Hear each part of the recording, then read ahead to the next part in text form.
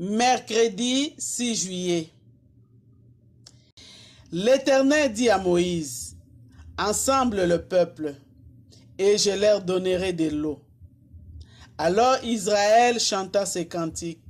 « Monte, puis, chantez-lui. » Nombre 21, versets 16 et 17.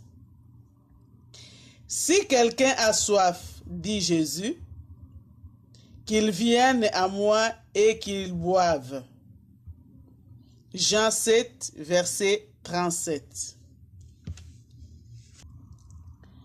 Les maîtres puissantiers. 1.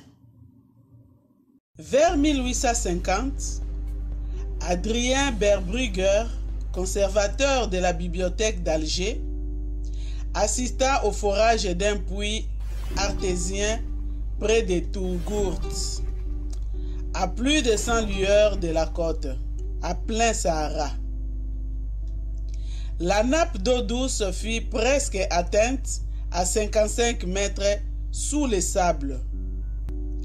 Les travailleurs se relayaient, accrochés à une corde à fibres de dattier. Il ne reste plus à creuser, raconte le témoin, qu'une couche de calcaire dure de 50 cm sous laquelle on attend l'eau gronder. Le maître foreur descend seul. Le dernier coup de son outil va provoquer un tel jaillissement d'eau et de gravier que l'homme peut être broyé ou suffoqué avant que les cordes l'aient remonté à la surface.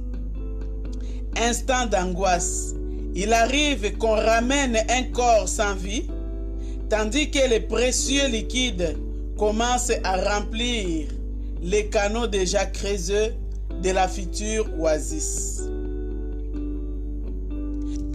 En parcourant ce récit, le lecteur chrétien aura sans doute pensé à son Sauveur, dont l'avenir était annoncé et préparé par de nombreux ouvriers de Dieu. Hébreux 1, versets 1 à 3. Jésus seul pouvait, tel le dernier puissantier, faire jaillir une source de vie éternelle qui étanche la soif de quiconque croit. Jean 4, verset 14. Mais c'est au prix de sa propre vie.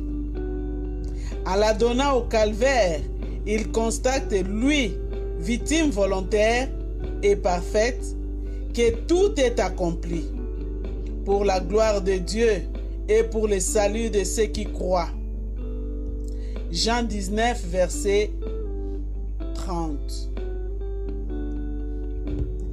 Qui pourrait rester indifférent devant un tel sacrifice?